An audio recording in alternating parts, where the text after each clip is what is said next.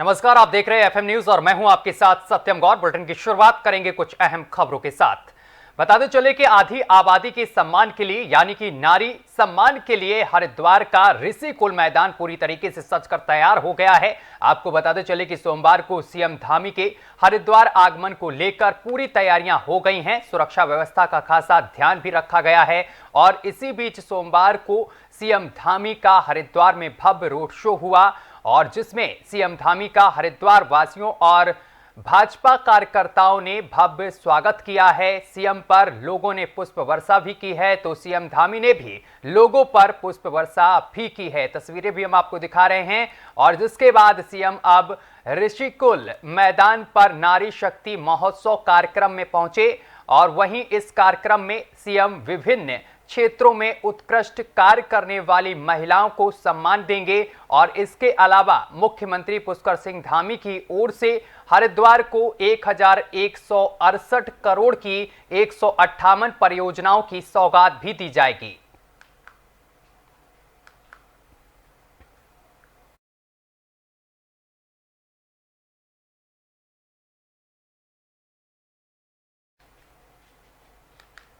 उत्तराखंड से महेंद्र भट्ट बने राज्यसभा प्रत्याशी। बताते चले कि उनको प्रत्याशी बनाया गया है जिसके बाद उन्होंने प्रधानमंत्री नरेंद्र मोदी का धन्यवाद भी कहा है। बताते चले कि राज्यसभा सांसद अनिल बलूनी का कार्यकाल पूरा होने वाला है और इसको लेकर उत्तराखंड से राज्यसभा के लिए एक सीट खाली हो रही है और ऐसे में बीजेपी ने पार्टी के प्रदेश अध्यक्ष यानी कि महेंद्र भट्ट को राज्यसभा के लिए उत्तराखंड से प्रत्याशी बनाया है। राज्यसभा का प्रत्याशी बनाए जाने को लेकर प्रदेश अध्यक्ष महेंद्र भट्ट ने बीजेपी के राष्ट्रीय नेतृत्व, राष्ट्रीय अध्यक्ष जेपी नड्डा, प्रधानमंत्री नरेंद्र मोदी और मुख्यमंत्री पुष्कर सिंह धामी का आभार जताया है। तो वहीं महेंद्र भट्ट ने कहा है कि पार्टी की ओर से जो भी जिम्मेदारी दी जाएगी उसको पूरी निष्ठा और ईमानदारी के साथ पूरा करूंगा। इसके साथ ही उनको राज्यसभा में मौका दिया गया है, प्रत्याशी बनाया गया है, जिसको लेकर तमाम कार्यकर्ताओं में भी खुशी का माहौल देखने को मिल रहा है। अपने राष्ट्रीय नेतृत्व का, अपने राष्ट्रीय आदरणीय नड्डा जी का, हमारे प्रधानमंत्री मोदी जी का और प्रदेश के मुख्यमंत्री पुष्कर धामी जी का हृदय से आभार व्यक्त करता हूँ। मुझे जैसे साधारण कार्यकर्ता को एक महत्वपूर्ण जिम्मेदारी दी है। मैं विश्वास दिलाता हूँ कि संगठन के कार्यों को लेकर और सरकार के साथ विकास कार्यों के विषय को लेकर जो भी दायित्व पार्टी मुझे देगी और सरकारी दृष्टिकोण से भी मैं कहूँ तो जो भी काम मेरे लायक होगा उसको मैं निष्ठा से करने का प्रयास करूँगा। अपने राष्ट्रीय नेतृत्व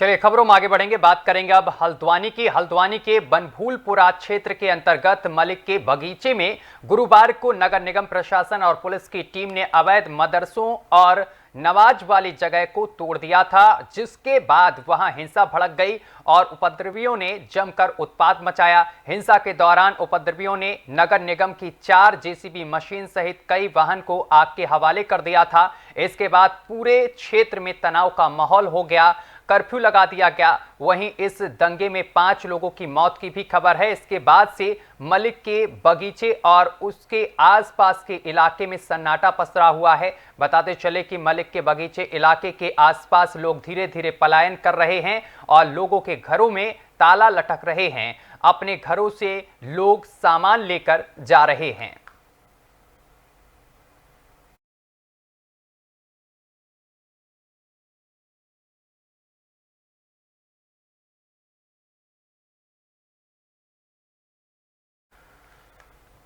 हल्द्वानी के बनभूलपुरा में हिंसा के बाद क्षेत्र में कर्फ्यू लगा दिया गया और लिहाजा कर्फ्यू क्षेत्र में आवश्यक सामान और सेवाओं की परेशानी ना हो, इसके लिए प्रशासन वहां चरणबद्ध तरीके से कार्य कर रहा है। और एक ओर जहां पुलिस दंगाइयों को चिन्हित कर गिरफ्तारी करने में जुटी हुई है, तो वहीं दूसरी तरफ शांति व्यवस्था कायम करने के साथ ही बीमार लोगों को दवाएं और दूध व अन्य आवश्यक चीजों का वितरण भी किया जा रहा है। गौरतलब है कि इस दंगे में 5 लोगों की मौत हो चुकी है और सैकड़ों गाड़ियां आग के हवाले कर दी गई थी, यानी कि भारी नुकसान भी हुआ था।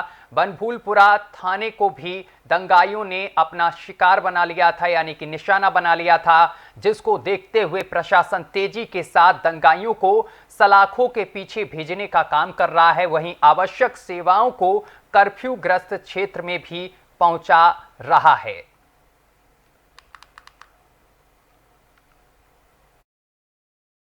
देखिए, अभी जो प्रभावित क्षेत्र था वहाँ पर कर्फ्यू जारी है, लेकिन वहाँ पर दूध, सब्जियाँ, राशन, दवाएं और की आपूर्ति सामान्य की जा रही है। वहाँ पर मजिस्ट्रेट और जो आपूर्ति विभाग के लोग लगे हैं वो काम कर रहे हैं, मंडी के लोग काम कर रहे हैं। वहाँ जो हॉस्पिटल्स और जो मेडिकल स्टोर्स हैं उनको ओपन करा दिया गया है। सुरक्षा के लिए वहाँ पर पुलिस, पीएससी और पैरामिलिट्री के लोग तैनात हैं। और जो दंगाई थे जिन्होंने ये बलवा किया है, उपद्रव किया है, उनमें जो चिन्हित लोग किए गए हैं फुटेज के आधार पर, वीडियोज़ के आधार पर, उनको चिन्हित करने का काम, उसमें वैधानिक कार्रवाई करने का काम पुलिस कर रही है। अब हमारी अभी वर्तमान प्राथमिकता यह है कि वहाँ पर स्थितियाँ तेज़ी से सामान्य करी जाएँ। वहाँ जो मूलभूत आवश्यकताएं हैं, बिजली पानी की सप्लाई है, चाहे राशन की सप्लाई है, सब्जी दूध है, इनको हर घर तक पहुँचा दिया जाए। और जैसे जैसे स्थिति सामान्य होती जा रही है वैसे कर्फ्यू में ढील देने का काम जिला प्रशासन द्वारा किया जा रहा है। मेरी लोगों से यही अपील है कि शांति बनाए रखें। देखिए, अभी हम लोगों ने सुबह से यहाँ पर सब्जी और दूध वगैरह वितरण करना शुरू कर दिया था। तो दूध में इस प्रकार से सब्जी वितरण की जा रही ताकि ज़्यादा लोग ना आए। एक परिवार से एक ही व्यक्ति को बाहर बुलाया गया और उनको लाइन बाय लाइन 8-10 लोगों को बुलाया गया एक बार में, और उसको राशन वितरण की कार्रवाई भी हम लोग इस प्रकार से कर रहे हैं। यहाँ पर कुछ लोगों के द्वारा अभी चारे की डिमांड भी की जा रही है, कुछ जानवर भी हैं यहाँ पर हैं। तो अभी हमने बात करी है तो थोड़ी देर में हमको चारा भी अवेलेबल हो जाएगा ताकि जानवर वगैरह जो भी अंदर होंगे उनको भी हम उपलब्ध करा देंगे। स्थितियाँ जैसे सामान्य होती जाएंगी वैसे वैसे हम लोग इसमें ढूल भी दी जाएगी। क्षेत्र में किस प्रकार की कोई ऐसी कोई गतिविधि देखने को मिली आपको, या माहौल वहाँ शांत देखने को मिला? देखिए, अभी तो सारी फोर्स वगैरह सब तैनात है और अगर कोई अवांछित तथ्य होंगे तो डेफिनेटली उसको रोकने के लिए कर्फ्यू लगाया गया है। देखिए, अभी 8 फरवरी को बनभूलपुरा के मलिक का बगीचा में अतिक्रमण ध्वस्त की कार्रवाई की गई, जिसमें नगर निगम की टीम के साथ पुलिसकर्मियों के जो जवान थे उनके ऊपर हमला किया गया, जिनका लोगों ने जमकर इस दौरान यहां पर विरोध भी किया। पुलिसकर्मियों पर तमाम लोगों ने पत्थरबाजी भी की। वहीं विरोध कर रहे लोगों ने नगर निगम और प्रशासन की टीम पर पथराव किया, लाठी डंडे बरसाए, जिसमें कई नगर निगम कर्मी, मीडिया कर्मी और पुलिसकर्मी घायल हो गए थे। भारी पथराव और आगजनी के बीच कई पुलिसकर्मी अपनी गाड़ियों को छोड़कर भी भागते हुए नजर आए। और वहीं बताते चले कि भीषण उपद्रव मचा रहा। वहीं लोगों के बीच कुछ युवकों ने इंसानियत की मिसाल भी पेश की है और गंभीर रूप से घायल हो गए कुछ पुलिसकर्मियों को एक घर में कुछ स्थानीय मुस्लिम युवकों ने यहां पर शरण दी और बुरी तरीके से घायल पुलिसकर्मियों के इलाज में जुटे रहे हैं। साथ ही कई पुलिस महिला और पुलिसकर्मियों को गुप्त तरीके से इस उपद्रव के दौरान इन युवकों ने हिंसाग्रस्त क्षेत्र से निकालने में मदद भी की।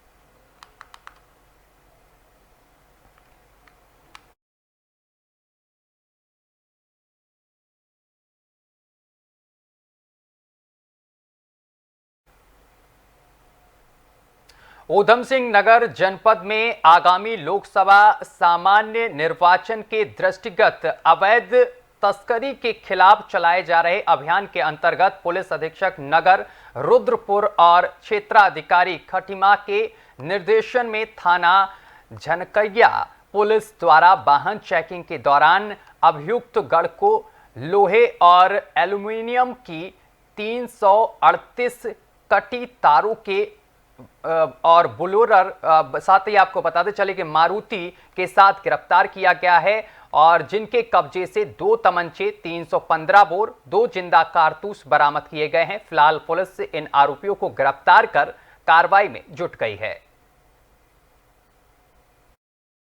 पुलिस अधीक्षक महोदय के निर्देशन में जो है पूरे जिले भर में लोकसभा निर्वाचन को लेकर कड़ी सघन चेकिंग अभियान चलाया जा रहा है, जिसके क्रम में थाना झनकैया पुलिस द्वारा भी आज प्रातः रुमालद्वार लोहिया हेड रोड पर जो है वाहनों की चेकिंग की जा रही थी, जिसके क्रम में 2 संदिग्ध वाहन लोहिया हेड रोड से हमें आते हुए दिखाई दिए, जिनको रोकने पर दोनों वाहन चालकों द्वारा जो 2 4 व्हीलर गाड़ियाँ आ रही थी उनको रोका गया तो उनके चालकों ने गाड़ी रोक कर भागने का प्रयास किया, जिन्हें पुलिस द्वारा तत्काल रोक के पकड़ लिया गया। दोनों सितारगंज निवासी है, एक का नाम अनिल है, एक का नाम रजवंत है। दोनों की जब गाड़ियों को चेक किया गया तो उनकी गाड़ियों से बिजली के कटे हुए तार बरामद हुए, जिनके संबंध में पूछने पर उनके द्वारा बताया गया कि वो जो है लोहिया हेड में ही जो केबल थी, बिजली की केबल, उसको काट कर चोर के ले जा रहे थे। दोनों की जमा तलाशी में एक नाजायज़ तमंचा भी और एक उसका कारतूस भी बरामद हुआ है 315 का। दोनों अभियुक्तों के खिलाफ थाना जनकैया पुलिस द्वारा मुकदमा पंजीकृत कर उसको माननीय न्यायालय के समक्ष पेश किया जा रहा है। वरिष्ठ पुलिस अधीक्षक महोदय के निर्देशन में जो है पूरे जिले भर में लोकसभा निर्वाचन को लेकर कड़ी सघन चेकिंग अभियान चलाया जा रहा है, जिसके क्रम में थाना जनकैया पुलिस द्वारा भी आज प्रातः रुमालद्वार लोहिया हेड रोड पर जो है वाहनों की चेकिंग की जा रही थी, जिसके क्रम में 2 संदिग्ध वाहन लोहिया हेड रोड से हमें आते हुए दिखाई दिए, जिनको रोकने पर दोनों वाहन चालकों द्वारा जो 2 4 व्हीलर गाड़ियाँ आ रही थी उनको रोका गया तो उनके चालकों ने गाड़ी रोक कर भागने का प्रयास किया, जिन्हें पुलिस द्वारा तत्काल रोक के पकड़ लिया गया। दोनों सितारगंज निवासी है, एक का नाम अनिल है, एक का नाम रजवंत है। दोनों की जब गाड़ियों को चेक किया गया तो उनकी गाड़ियों से बिजली के कटे हुए तार बरामद हुए, जिनके संबंध में पूछने पर उनके द्वारा बताया गया कि वो जो है लोहिया हेड में ही जो केबल थी, बिजली की केबल, उसको काट कर चोर के ले जा रहे थे। दोनों की जमा तलाशी में एक नाजायज़ तमंचा भी और एक उसका कारतूस भी बरामद हुआ है 315 का। दोनों अभियुक्तों के खिलाफ थाना जनकैया पुलिस द्वारा मुकदमा पंजीकृत कर उसको माननीय न्यायालय के समक्ष पेश किया जा रहा है। वरिष्ठ पुलिस अधीक्षक महोदय के बद्रीनाथ धाम के मुख्य पुजारी पांडुकेश्वर पहुंचे हैं, जहां लोगों ने उनका भव्य स्वागत किया है। दरअसल पांडुकेश्वर में यज्ञ और इसके साथ ही बताते चले कि यक्ष राज कुबेर महाराज जी का देवरा उत्सव आयोजित किया गया था, जिसमें शिरकत की है उन्होंने। बताते चले कि इस दौरान वो कार्यक्रम में पहुंचे जहां पर उनका भव्य स्वागत किया गया है। बद्रीनाथ धाम के मुख्य पुजारी रावल ईश्वरी प्रसाद पांडुकेश्वर पहुंचे हैं, जहां रावल जी को फूल मालाओं से यहां पर लोगों ने भव्य स्वागत किया है, उनके ऊपर पुष्प वर्षा भी की है, साथ ही उन्हें कुबेर मंदिर प्रांगण तक लाया गया है। वहीं बद्रीनाथ मंदिर के मुख्य पुजारी रावल ईश्वरी प्रसाद केरल प्रांत से विशेष तौर पर श्री बद्रीनाथ जी के बद्रीश पंचायत के वरिष्ठ देवता और खजांची यक्षराज कुबेर जी के दर्शन किए हैं और कुबेर भगवान के अभिषेक पूजन के साथ हवन अनुष्ठान में भी भाग लिया है।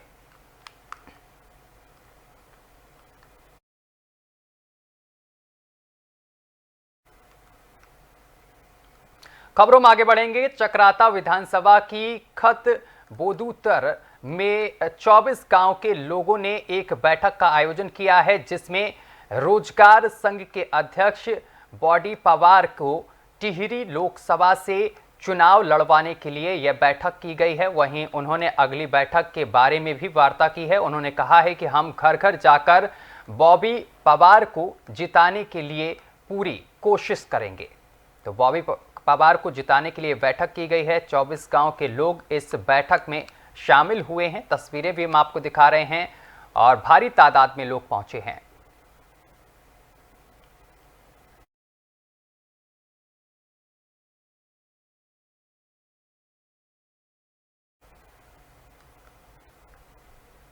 रुड़की से सटे तेलीवाला गांव के तालाब में एक साथ 3 मगरमच्छ दिखाई देने से ग्रामीण दहशत में आ गए हैं और जिससे ग्रामीण अपने बच्चों को घरों से बाहर भी नहीं निकलने दे रहे हैं। दरअसल करीब 1.5 वर्ष पहले भी बरसात के मौसम में इसी तालाब में 3 मगरमच्छ दिखाई दिए थे, जिसके बाद वन विभाग की टीम ने रेस्क्यू कर एक मगरमच्छ को पकड़ लिया था और दूर नदी में छोड़ दिया था। ग्रामीणों की माने तो अब फिर से 3 मगरमच्छों ने इस तालाब में डेरा जमा लिया है, जिससे ग्रामीण बेहद ही डरे हुए हैं। हालांकि ग्रामीणों ने तालाब में मगरमच्छ होने की जानकारी वन विभाग की टीम को दे दी है और वन विभाग की टीम से मगरमच्छ को पकड़ने की मांग की जा रही है।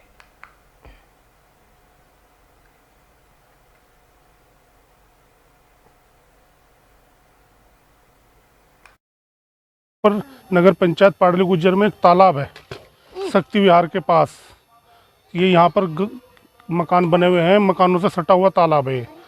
यहाँ पर काफ़ी टाइम से मगरमच्छ हैं और उसके साथ 2 बच्चे। एक मगरमच्छ तो बहुत बड़ा हो गया, अभी कुछ दिन पहले मगरमच्छ एक पकड़ा भी था, लेकिन अब यहाँ पर ना खतरा बना हुआ है। यहाँ पर बहुत ज़्यादा बच्चे हैं, बच्चे घूमते हैं। यहाँ पर भैंसें भी तालाब में रहती हैं। जो आस पड़ोस के लोगों की है, यहाँ पर बहुत ज़्यादा खतरा बना हुआ है। मगरमच्छ एक तो बड़ा है काफ़ी और उसके बच्चे हैं जो हमने खुद देखे हैं, और हम ये चाहते हैं, हमारी रिक्वेस्ट है कि ये मगरमच्छ यहाँ से पकड़ के दूसरी जगह चले जाए जहाँ भी जाए। वन विभाग वालों से, ये अधिकारी से बात करी थी, उन्होंने बोला कि इस तालाब में बहुत ज़्यादा घास है, और हमने एक लेटर लिख के दे रखा है नगर पंचायत अध्यक्ष को कि तालाब साफ करा दीजिए और हम मगरमच्छ पकड़ ले जाएंगे, क्योंकि मगरमच्छ फिर उसमें घास में घुस जाता है अंदर। यहाँ से मगरमच्छ है, इसमें बहुत दिनों से एक पहले आया था, उस पकड़वाया था, अब के फिर आ गया। ये बच्चे भी हैं इसके, यहाँ हमारे छोटे छोटे बच्चे हैं, घरों में बड़े रहे हैं, बाहर भी नहीं खेलने निकल सकते हैं, चाहे जब बाहर निकल जाता है बैठकर, अब भी बैठा है बाहर, साफ नज़र आ रहा है एकदम से।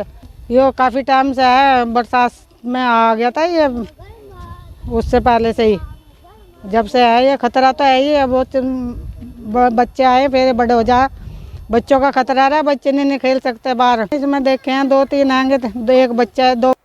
श्रीनगर क्षेत्र में गुलदार की दहशत के बीच वन विभाग को सफलता मिली है। यहां ग्लास हाउस मोहल्ले में एक मादा गुलदार शावक वन विभाग के पिंजरे में बीती रात कैद हो गई, और जिसे वन विभाग की टीम नागदेव रेंज लेकर आई है। तो वहीं मादा गुलदार शावक आदमखोर है या नहीं, इसका पता गुलदार की सैंपलिंग करवाने के बाद ही वन विभाग को पता चल पाएगा।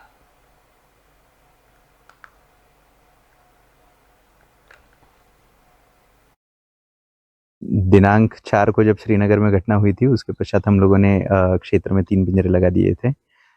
उसी क्रम में जो है कल 10 तारीख को रात के समय में एक गुलदार पिंजरे में कैद हुआ है। अभी जब उसको हम लोग देख रहे तो ये मादा गुलदार है। एग्जैक्ट उम्र अभी बताना उचित नहीं होगा। इसकी जो है हम लोग जब सैम्पलिंग करेंगे उसके बाद ही पुष्टि हो पाएगी कि क्या ये वही गुलदार है, और जब तक हमारी सैम्पलिंग कंप्लीट नहीं होती हम लोग गुलदार को आइडेंटिफाई नहीं कर पाते। हमारी गश्त और बाकी जो भी कार्रवाई हमारी चल रही है वो निरंतर रूप से चलती रहेगी। दिनांक 4 को जब श्रीनगर में घटना हुई थी, उसके पश्चात हम लोगों ने क्षेत्र में 3 पिंजरे लगा दिए थे। उसी क्रम में जो है कल 10 तारीख को रात के समय में एक गुलदार पिंजरे में कैद हुआ है। अभी जब उसको हम लोग देख रहे तो ये मादा गुलदार है। एग्जैक्ट उम्र अभी बताना उचित नहीं होगा। इसकी जो है हम लोग जब सैम्पलिंग करेंगे उसके बाद ही पुष्टि हो पाएगी कि क्या ये वही गुलदार है, और जब तक हमारी सैम्पलिंग कंप्लीट नहीं होती हम लोग गुलदार को आइडेंटिफाई नहीं कर पाते। हमारी गश्त और बाकी जो भी कार्रवाई हमारी चल रही है वो निरंतर रूप से चलती रहेगी। दिनांक 4। चलिए, मेरे साथ अभी के लिए बस इतना ही। देश दुनिया की तमाम खबरें देखने के लिए देखते रहिए FM न्यूज।